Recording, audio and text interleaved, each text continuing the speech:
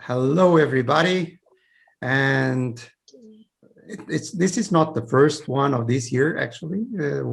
So we are more or less everybody in lockdown. Sophie, is it Sweden in lockdown or not lockdown? I don't do lockdowns in Sweden. No, we in Portugal we are in in UK medium lockdown. Yeah, it's medium lockdown in Sweden. So you are in the good mood for today's topic, that is 9 ways to worry less, because basically in Sweden you are worrying less than the guys in UK, like where Peter is, even though he has an Australian flag over there, and like in Portugal that we are in lockdown, everybody's doing online classes. So once again, we are here to talk about 9 ways to worry less. And as always, we give the privilege the first ball to be kicked off by Sophie. So Sophie, your turn. Thank you. Yeah. Well, I was thinking about first talk a little bit about small worries that are not that huge, and we all have them. They are part of our daily life, and I had a period when I was really worried about opening envelopes. I thought Why, they were anthrax scary. or something like that, or just debts. Yeah. No, it was actually not debts, but I was like scared about all those envelopes. So I collected them, and then after a few weeks or a month, I had to open all of them.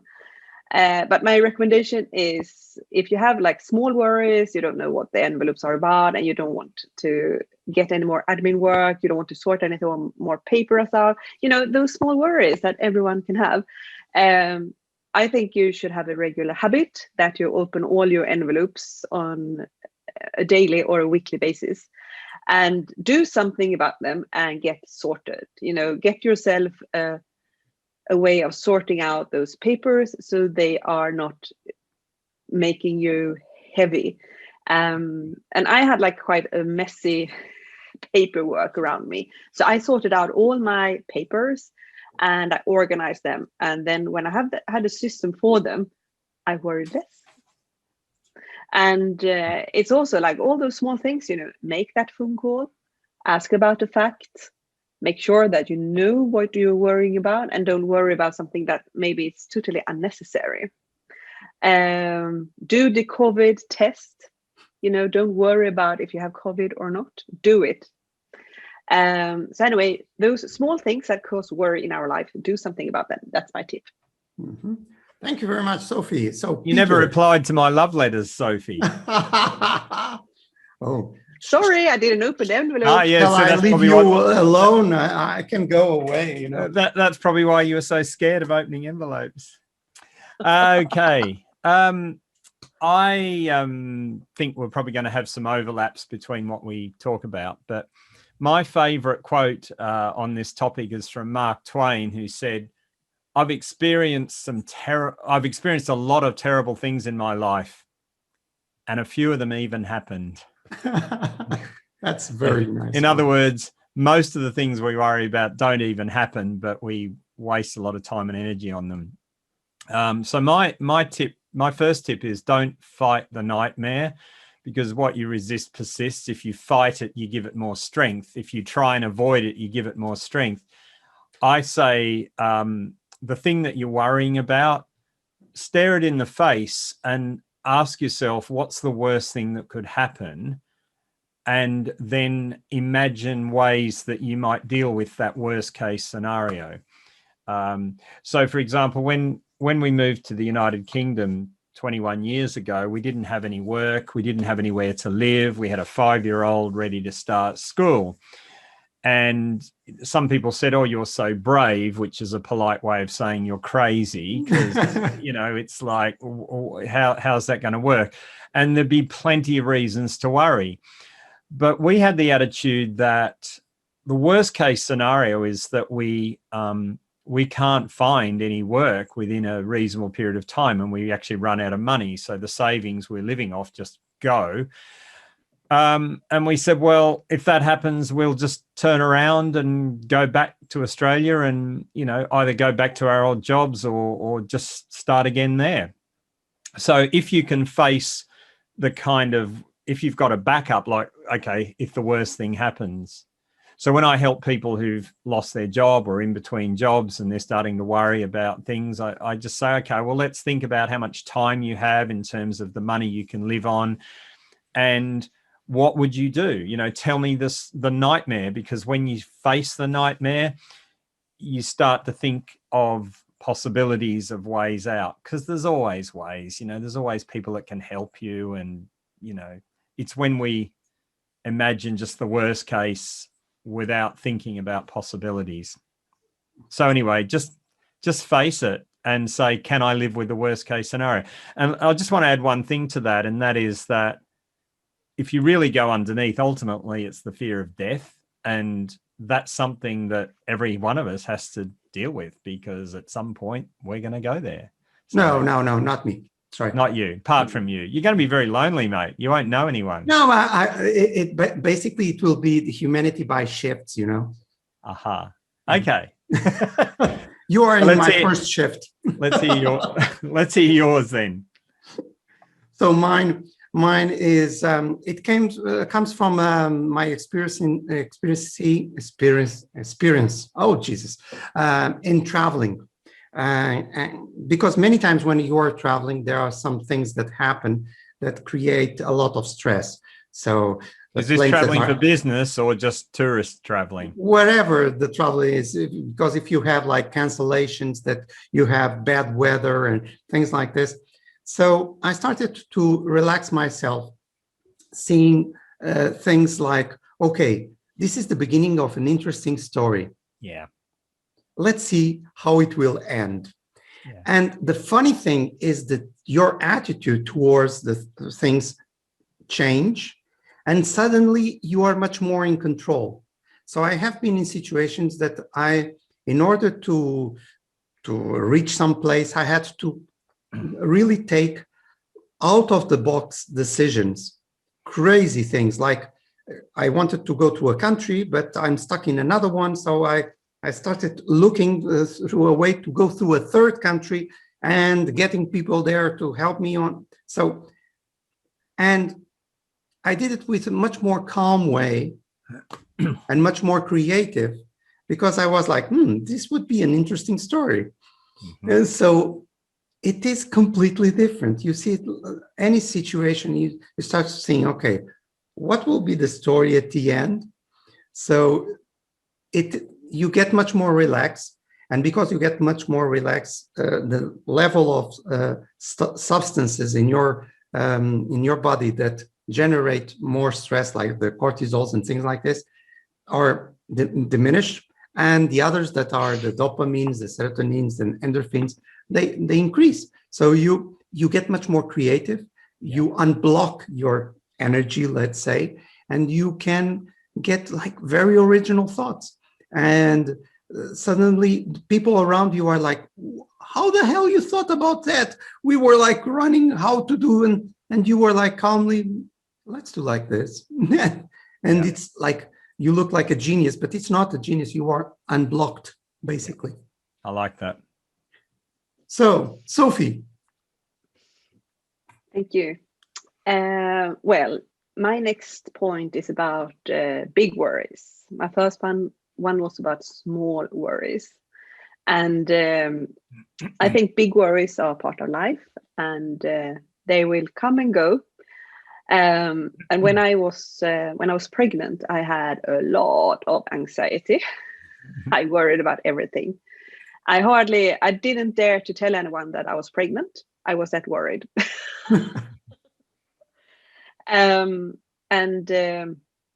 When you go and see the midwife before the baby is born, she recommended me to see a therapist who is an expert to talk to pregnant women who are worried.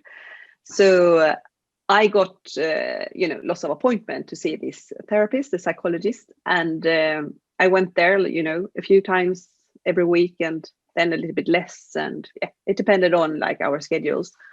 But I saw her probably 10, 12 times before the baby was born, and it didn't help at all. I was still worried. And then our baby was born, and she was fine, and everything. I was a bit I was severely ill for a few days after the birth, but I recovered.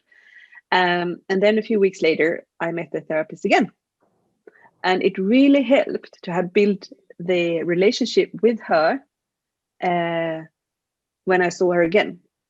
Because if I didn't build the relationship when I was really worried, I don't think I would have gotten out anything from it when I saw her, when everything was sort of released and fine.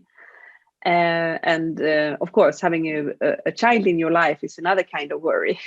But I think, you cannot solve all your worries. They are there. And I had this feeling of everything being really unreal. And I interpreted every kind of sign, and it drew me a bit nuts every now and then. And anyway, I just, my final point is that if you are worried and it's a situation that actually will evolve and it will become something else, maybe it will help you that you had this period of worries, and maybe you got some support from different kind of people. It will help you in the end when things are a little bit better. So I think building relationships around you when you go through this kind of worry, the different kind of steps, it might be able to help you later. Okay, so thank you, Sophie. Peter, your second. My second is to always have an attitude of gratitude. So worry is projection into the future about what might go wrong. What if this happens? What has happened in the past, we can look back and be grateful for all the good things that have happened. For example, if you're worried about losing your house, that's projecting into the future something that might happen that worries you. Look back and think, I've had many, many good years in this house. I've loved the time I've had here. I hope that I might have more time, but if I don't, at least I can have the good memories that I've had here. So you look back with gratitude, but also look in the present. What do I have in my favor right now? There are things. I have my health, or I have my friends. I have my, there's lots of support there for me if I need it. And be thankful for that, because when you focus on the positives and the good things, you start to see more of them. When we get stressed and anxious, we close down. We don't see those resources inside us or the resources around us anymore. We're just thinking that there's a problem bigger than we are, and that's what makes us so anxious. So to just relax and find those things, because no matter how bad your life is, there will always be something that you can be grateful for, and start with that and then build from there. Okay, good, Peter. So connected a little bit with what you are saying, I think that is my second will be, it's very important to surround yourself of positive people, because again, your concerns will become challenges instead of walls. Okay, because when you are surrounded with positive people, they will advise you, they will give you their own experience, and they will not be, if they are negative, it will be like, oh yeah, you are very, you have a lot of reasons to be concerned, it is awful, and you will go in a spiral, you will go down and down. So positive people really help you not to worry too much. So, Sophie, can I add one thing to that? I think this is a really important point you're making. And I would add to that you need people who are positive, but also can empathize with the worry. Because if you're a person who is looking at the dark side and you're worrying about things going wrong, and someone says, "Don't worry, it's all fine. You know, look at my life. Everything's working." Have another line of Coke. You just go, "I can't connect. You know, I don't. It's all right for you. You've got, you know, you don't have a mortgage, or you don't have a marriage falling apart, or whatever. You know, and of course, you know, we know that, of course, perhaps one of the reasons their life is working is because they're positive. Not they're positive because their life is working. So you and I know that. But I think what's really useful is to have people who can relate, because everyone's been there. We've all had those dark times when we were worried, and to say to someone, I know, I know that feeling, and connect with them, but then help them, inspire them to see a way out, rather than just being so different that the negative person can't relate. But you're absolutely right. If you do you know the expression "misery loves company"? Is that an expression you're familiar with? So we're drawn to people who look at the dark side, and you know, and you're absolutely right. That gets you into downward spiral. So you want someone who's able to sit in both camps. They have a positive overview, but they can connect. Yeah, so I like just you were saying, you were talking about your own experience when you went to the UK, and now you are counseling people that are unemployed, and so you know where they are. Exactly, so and I have you have much more empathy than if you, let's say, be the son of a huge Australian millionaire, and now you are giving counseling to people that were that are unemployed. I know that the problem of not finding the good caviar, it's a huge problem. Because I had a situation when I was here that the job I thought I was going to get, I got a call to say I'd missed the job, and I'm really scared. I remember that feeling, but I turned that around, and it all worked out. But I think it does help if people can relate to you. Yeah, thank you, Sophie. Yep. Thank you. Yeah, well, it led me into think about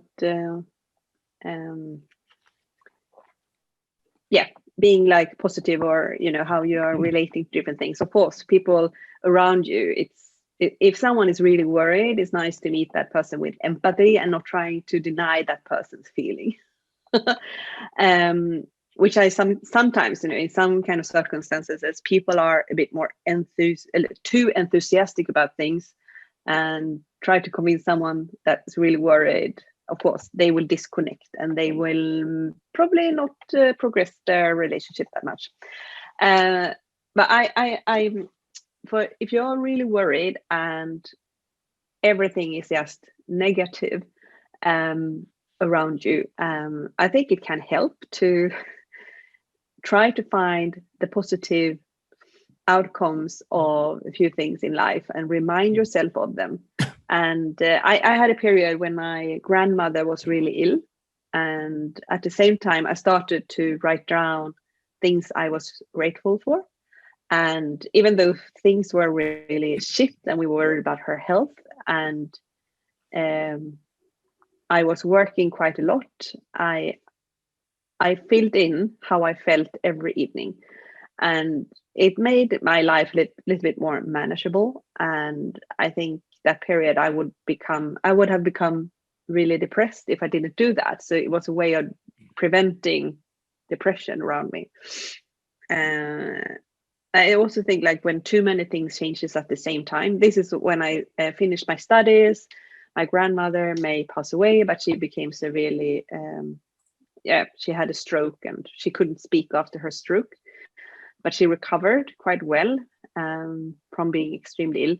And I also had lots of other life changes happening. And I think when you are in that situation, you are quite vulnerable and your brain is too active, and it's quite easy to not remember any of the good things. So if you write down a few things every evening that you're grateful for, it's a little bit easier to manage it.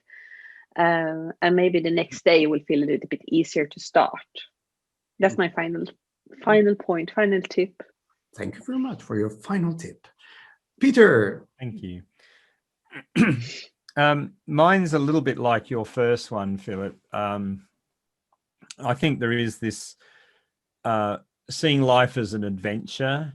And, you know, as speakers and writers, obviously we're looking for content, so we can always think, well, how could I turn this experience into something that I can share with others that could be helpful for them.